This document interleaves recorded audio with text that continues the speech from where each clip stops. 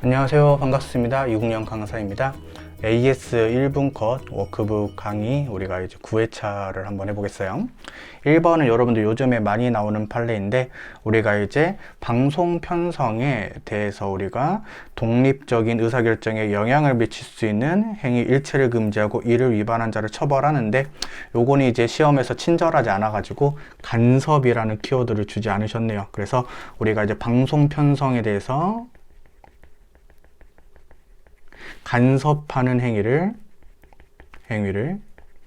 금지한 것은 헌법에 위배되지 않습니다. 그런데 이제 뭐 이런 것들을 표현의 자유를 침해한다 했으니까 틀린 지문이 되겠죠. 그래서 적절한 것을 골라야 되네요. 2번.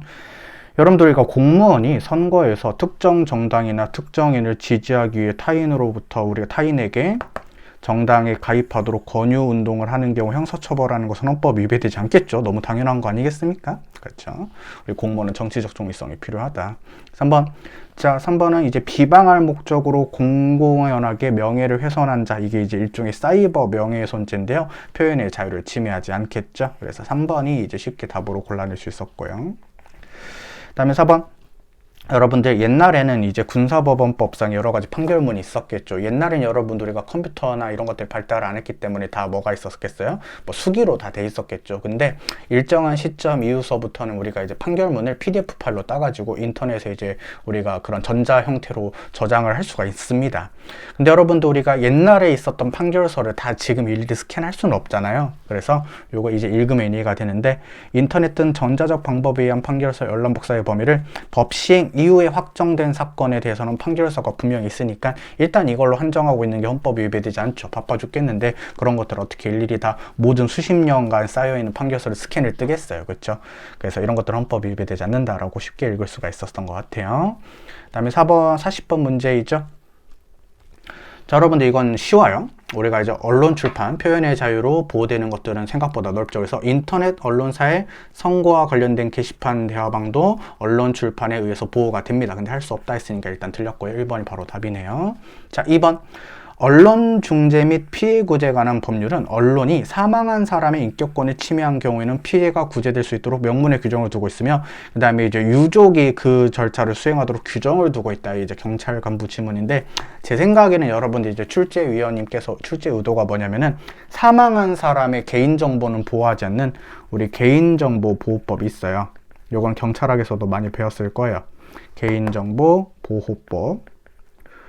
여기에는 여러분들 사망한 사자는 우리가 보호 대상이 되지 않죠. 그래서 요거를 혹시 이제 헷갈릴까봐 물어보신 것 같아요. 그래서 개인정보보호법상에서는 살아있는 사람의 개인정보만 보호한다. 자, 3번도 맞는 질문인데요. 자, 여러분들 정당에 관한 표현행위가 있어요. 예를 들어가지고 갑이라는 사람이 일종의 공무원이라고 칩시다. 이 사람이 정당에 대해서 말을 한다 이거예요. 근데 여러분들 이게 직무와 관련이 있는지 직무랑 관련이 없는지 구별이 불가능해요. 왜냐면은 그 사람이 이제 이 사람은 원래 이제 그 공익요원이었는데 공익근무요원이었는데 공무원이라고 치고 우리가 이제 이 사람의 정당에 대해서 얘기를 했는데 사람들이 받아들이기로 이 사람이 뭐 국가를 대표해서 얘기를 하는 건지 아니면 그냥 사적인 지에서 얘기를 하는지 일반인 입장에서는 구별이 어렵다. 그래서 여러분들 우리가 직무 내외를 구별하기가 힘들어요. 그래서 직무와 관련된 표현행위만을 규제하는 등 최소한도로 제한하는 대안을 상정하기 어렵다는 것은 요것과 요거를 따로 구별하기가 어려우니까 어떻게만 골라낼 수 없다? 직무 관련성이 있는 것만 이렇게 골라낼 수가 없다 이거예요. 그래서 여러분들 이 정당에 관련된 표현행위는 모두 어쩔 수 없이 금지할 수밖에 없겠죠. 이게 헌법이 위배되지 않는다라는 것입니다. 그래서 이렇게 이해하면 쉽죠. 그렇고 그 다음에 4번 질문도 맞는지인데 검열이나 그 다음에 허가나 검열이나 같은 의미다 이렇게 읽으면 되겠죠. 그래서 1번이 답이었습니다. 네, 41번. 자, 1번은 최신 판례인데요. 자, 우리가 당내 경선 과정에서 우리가 시설관리공단의 상근 직원은 뭐 그렇게 공적인 성격이 있는 건 아니죠.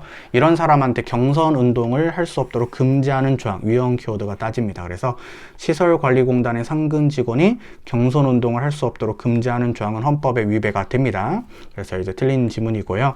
이번에 여러분들이 뭐라 해야 될까 질문을 많이 했는데, 여러분들이가 이제 공직선거와 관련해서 선거 운동이 있을 수가 있겠고, 그 다음에 당내 경선에서 선거 운동이 있을 수가 있겠는데, 이게 이제 같지는 않다 이거예요. 근데 여러분들 둘 다 민주주의에 있어서 중요하기 때문에 둘 다 엄격한 심사 기준이 적용이 됩니다. 얘가 엄격한 심사 기준이 적용된다 해서 얘가 엄격하지 않은 심사 기준이 적용이 되는 건 아니에요. 그런 논리가 아닙니다. 그래서 이제 2번 지문에서는 당내 경선에서 이루어지는 경선운동은 원칙적으로 공직선거에서의 당선 또는 낙선을 위한 행위인 선거운동에 해당하지 않는다는 것은 요 두 개가 일치하진 않는다 이거예요. 근데 이것도 여러분들 충분히 민주주의에 있어서 중요해요. 그래서 경선운동을 금지하는 조항이 과잉금지 원칙에 위배되는지를 판단할 때는 엄격한 심사 기준이 적용이 되는데, 여러분들이 멋대로 마음대로 생각을 해요. 아, 공직선거 선거운동이 엄격한 심사 기준일 거니까 이거랑 같지 않으니까 완화된 심사 기준이 적용될 것이다. 그런 논리가 아니에요. 둘 다 중요하다. 이렇게 읽으면 되겠습니다. 3번. 우리가 오늘날 정치적 표현의 자유가 있는데 이런 민주주의에 있어서 다른 기본권에 비해서 중요한 우월적인 효력을 가지기 때문에 공무원이라는 지위에 있다는 이유만으로 정치적 표현의 자유를 전면적으로 부정할 수는 없어요. 그래서 사적인 지위에서는 가능할 수도 있다. 이렇게 되는 거고, 4번은 여러분들 그냥 합헌 판례인데 군무원께서는 조금 조심해야 되겠죠. 그래서 연설 문서 등의 방법으로 정치적 의견을 표현하는 경우에 2년 이하의 금고에 처하도록 하는 것은 적당한 제한이다. 그래서 헌법이 위배되지 않으니까 1번 판례 조심하시고, 그 다음에 2번 판례는 굳이 그렇게 여러분들이 마음대로 논리를 만들면 안 되겠다 이렇게 생각하면 되겠어요. 알겠죠? 42번 1번은 쉽죠. 국가 또는 지방자치단체 기관이 보관하고 있는 문서 등에 대해서 이해관계 있는 국민이 공개를 요구함에도 정당한 이유 없이 거부하는 것은 헌법 위배가 되겠죠. 뭐 별거 없다. 2번인데 여러분들 군사기밀의 범위는 어떤 것이 있겠어요? 비공지의 사실이다. 적법 절차에 따라야 된다. 군사기밀로서의 표지를 갖추고 누설을 하게 되면 국가의 안전보장에 명백한 위험을 초래하는 것으로 볼 만큼의 실질 가치를 지닌 것으로 인정된다. 이런 식의 군사기밀은 여러분들 뭐를 해야 되겠어요? 비공개해야 되겠죠. 그래서 이런 것들은 헌법이 위배되지 않는다. 이렇게 되는 거고요. 3번인데 여러분들 일단 합헌 판례는 공판 조서에 대해서 절대적인 증명력을 규정하고 있는데, 자, 이것은 그냥 간단하게 증명력 관련된 규정일 뿐이지 우리가 이제 그 공판 조서를 안 알려준다 이런 얘기는 아니에요. 그래서 알 권리의 제한은 생기지 않습니다. 우리가 공판 조서는 이제 열람할 수 있다. 관계에 있는 사람들은 얼마든지 열람할 수 있고요. 4번, 요것은 여러분들 좀 조심해야 되겠는데, 우리가 이제 그 교원이 어떤 교원단체나 노동조합에 가입해 있는지는 민감한 정보예요. 근데 이제 학부모들 입장에서는 이게 궁금할 수가 있어요. 근데 여러분들 이 민감한 정보이기 때문에 개개인의 우리 선생님들이 어떤 노동단체에 일일이 가입하고 있는지 개별적인 정보는 제한을 하고 있습니다. 근데 여러분들 이제 학부모들은 궁금하니까 알 권리가 있긴 있는 거예요. 근데 안 알려주니까 알 권리가 제한은 돼요. 하지만 침해는 안 되는데, 요 지문에선 알 권리를 제한하는 것은 아니다 해가지고 이렇게 4번에서 나왔죠. 이러한 패턴 여러분들이 어려워하시는 것이기 때문에 기출 최근에 됐으니까 잘 정리해 주시면 좋겠어요. 43번을 마지막으로 이제 우리가 한번 공부하고 올 건데, 우리가 이제 금치 처분을 당했네요. 또 사고를 쳤어. 그래서 김치 기간 중에 신문과 자비고서의 열람을 제한하고 있죠. 헌법에 위배되지 않겠죠. 그래서 우리가 어떻게 공부했었습니까? 운동 금지는 전면적 금지 위헌이었고, 원칙적 금지, 예외적 금지는 또 위헌이었고, 집필은 전면적 금지 위헌이었고, 원칙적 금지, 예외적 허용은 합헌이었다. 뭐 이런 식으로 이제 배웠고, 나머지 금지는 헌법에 위배되지 않죠. 자, 2번. 자, 일간신문의 지배주주가 뉴스통신 법인의 주식 또는 지분의 2분의 1 이상의 취득하지 못하도록 함으로써 이종 미디어 간의 결합을 규제하고 있어요. 자, 이것은 신문에 관련된 언론의 다양성을 보장하기 위한 필요한 최소한도의 것으로서 신문의 자유를 침해한다고 볼 수가 없는데, 이게 바로 여러분들 종편이죠, 종편. 그래서 이제 합헌 키워드는 이종 미디어 간의 결합을 규제했다. 일간신문의 경우. 그러니까 이종 미디어라는 게 서로 다른 미디어라고 해요. 그래서 신문과 방송 뭐 이런 식으로, 그쵸. 그래서 신문과 뭐 라디오 이런 거겠죠. 그래서 옛날에는 이렇게 종편의 결합을 금지를 했는데 이것이 헌법에 위배되지는 않는다. 이렇게 공부하시면 되겠어요. 알겠죠? 이거랑 이제 비슷한 위헌 판례가 뭐 본교조에도 있겠지만 일간 신문사가 신문사를 복수 소유하는 것을 금지하는 것은 헌법에 위배가 됩니다. 이렇게 여러분들 공부하면 되겠죠.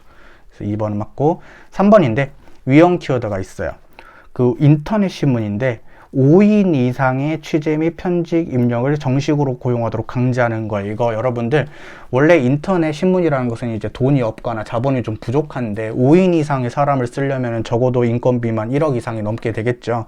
그래서 이런 것들은 부담이 크게 될 수가 있다. 그래서 언론의 자유를 침해하는데 침해한다고 볼 수 없기 때문에 답은 3번이고요.